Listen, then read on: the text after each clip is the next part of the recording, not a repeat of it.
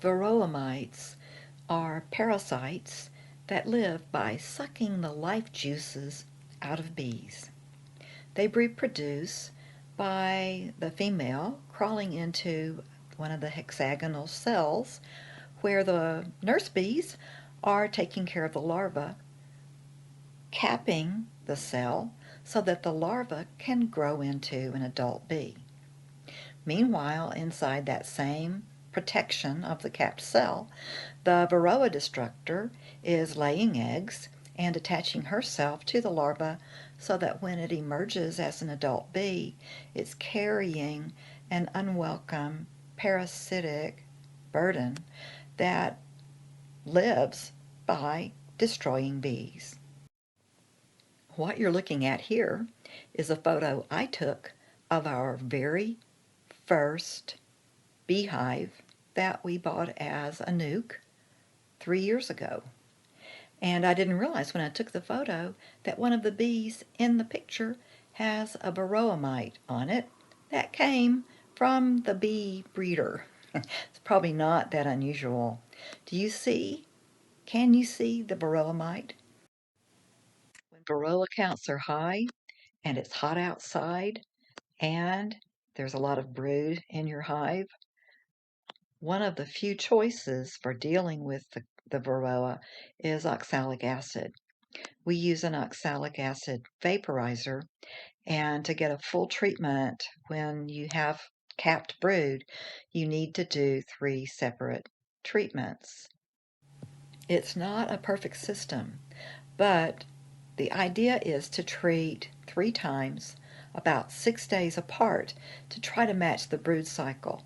So as the adult bees are emerging from their capped cells, the Verroa inside are exposed.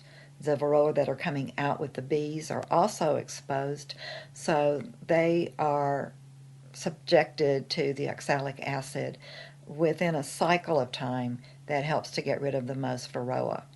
What you're looking at here is a Verroa board that I pulled this morning after we treated our bees with oxalic acid last night just after sunset.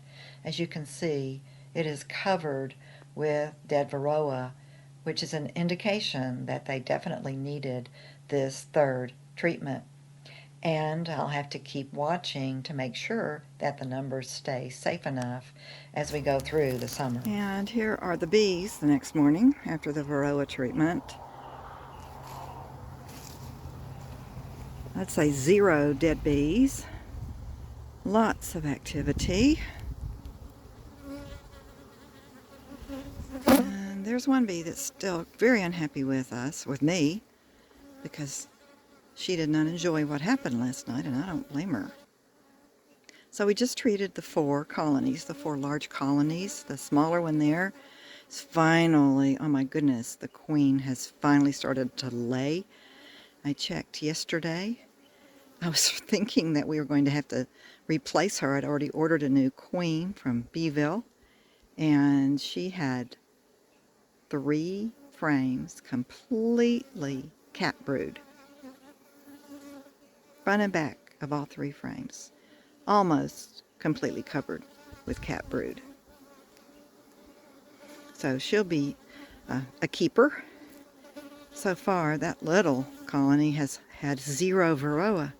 We had bought some hygienic queens in East Texas. None of them would lay. The colony superseded her with this queen, and it was at the very end of the summer. She didn't do much, but she is doing beautifully now. And I hope that maybe they're going to have that characteristic of getting rid of the Verroa as their sisters come in from the field.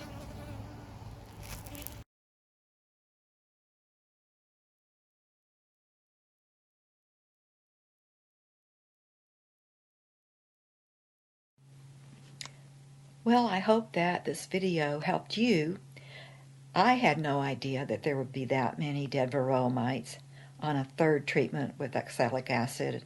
And so I hope that it also helps you to learn something that maybe you didn't already